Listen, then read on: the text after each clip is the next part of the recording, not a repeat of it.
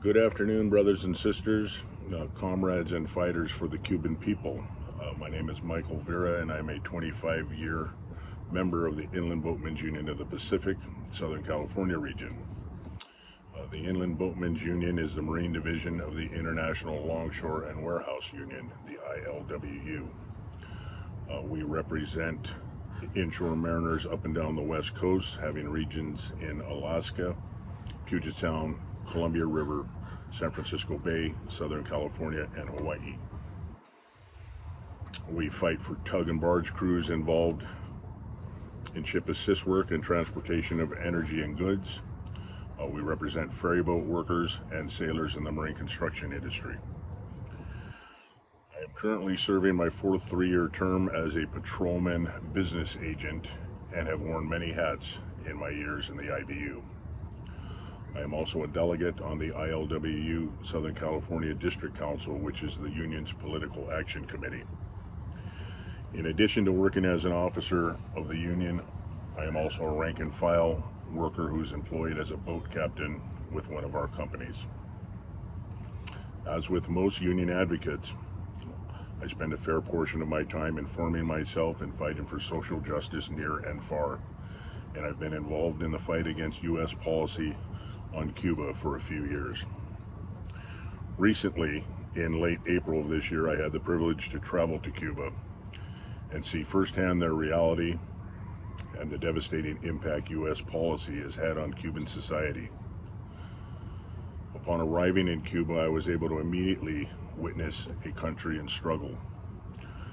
There were long lines queued up at the gas stations, and many people were walking because of the reduction of public transportation due to fuel shortages.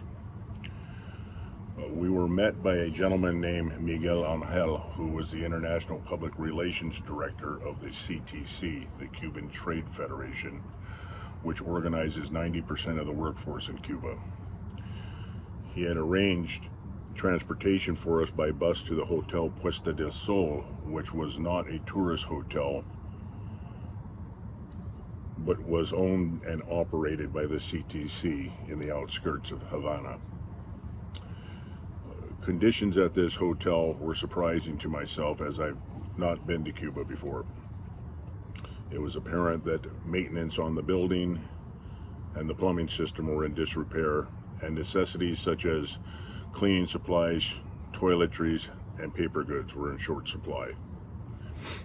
The hotel staff were very gracious hosts and made do with their situation. It was here that I was able to attend a week-long internship organized by the CTC with 101 attendees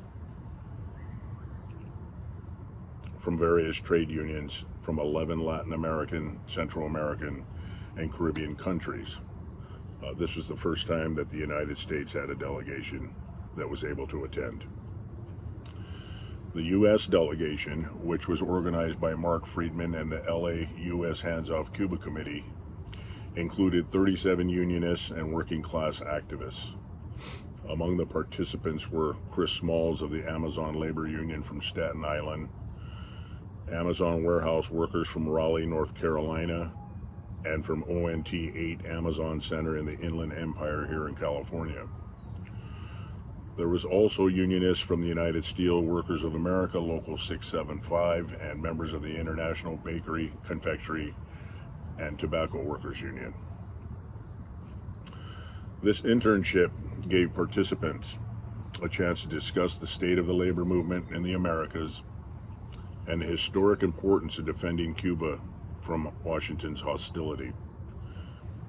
International solidarity was a central theme, and at the conclusion of the internship, a resolution was approved calling for the international protests when the annual vote demanding an end to the U.S. embargo against Cuba takes place this fall at the United Nations.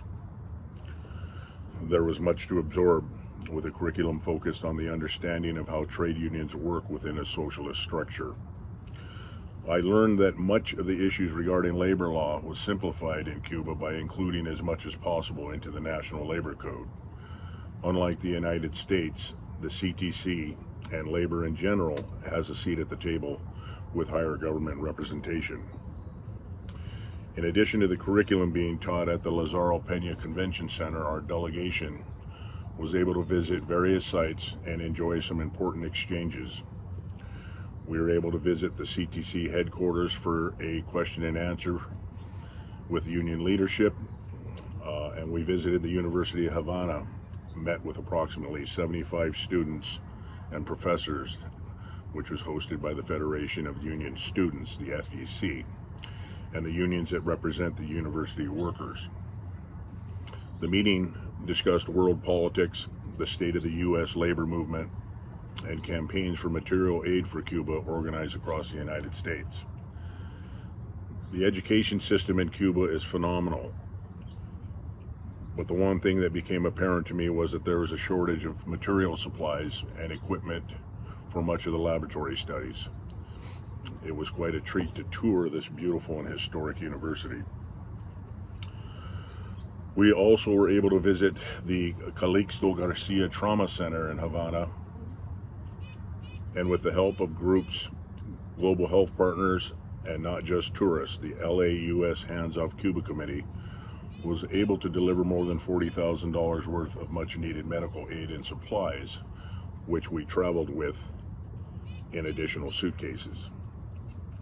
This group also donated about $5,000 worth of tech equipment to the CTC, as well as art supplies and scientific instruments to the Cuba National Aquarium. Another member of our delegation, who was a member of the United Steelworkers, was able to visit a sheet metal manufacturing plant and reported that production was at a virtual standstill because of the inability to source a part for one of their sheet metal bending machines. A trip that I very much look forward to was a visitation of the shipping port of Mariel, which is located west of Havana. This trip was canceled because of the transportation that was not available due to the gasoline shortage. These were all very insightful exchanges in which our delegation was able to further understand the challenges faced by this country. This year, due to severe fuel shortages caused by the blockade and damage to the Matanzas oil depot, the usually massive May Day celebration in Havana was organized on a smaller regional basis. The largest rally in Havana was planned for the Malecón, the avenue that spans the city's waterfront, in front of the building that houses the U.S. Embassy. But heavy rain and winds the night before disabled and damaged much of the sound systems and the temporary structures set up at the rally sites, causing a postponement of the May Day celebration until May 5th. This trip concluded the day after, on May 2nd, at a conference at the Palacio de Convenciones, where over 1,300 delegations from 58 countries representing 271 organizations congregated to celebrate the International Meeting of Solidarity with Cuban and anti-imperialism 200 years after the Monroe Doctrine. At the opening of this meeting, Cuban President Miguel Díaz-Canel spoke of the broad context of Cuba's current situation. The pandemic had paralyzed the country for 2 years. He had talked about 3 disasters in succession: the explosion of a gas line that demolished the Saratoga Hotel in Havana, the lightning strike that destroyed part of the country's largest supertanker port, and lastly, Hurricane Ian, which did vast damage to the island and to the prime tobacco growing regions, which devastated one of Cuba's major agricultural exports. He spoke of intensified economic, financial, and commercial obstacles due to the blockade, but he also spoke of the resiliency of the Cuban people and their ability to grow in solidarity and unity. His main ask of those attending is to redouble the demands to condemn the blockade and denounce the inclusion of Cuba on the U.S. list of state sponsors of terrorism. This was a very moving conference in which, to this day, I'm very proud to have been part of. Since returning from Cuba, I was able to work with the Inland Boatmen's Union national leadership to pass a resolution on state sponsors of terrorism, in addition to the 2 resolutions that the Southern California region passed in October of 2022, which is to lift the embargo and SSOT. I also co-authored a resolution on SSOT passed by the ILWU Southern California District Council with the help of my colleague Floyd Bryan, who is also a member of the Building Relations with Cuban Labor Committee headed by Mr. Bill Camp. Involvement in various actions continue. Most recently, the LAUS Hands Off Cuba Committee was able to host a fundraising concert in which $2,500 was raised for Global Health Partners. I continue to look forward to informing myself and participating in any capacity in the fight for the Cuban people, their right to self-determination, and their right to security and prosperity. Thank you.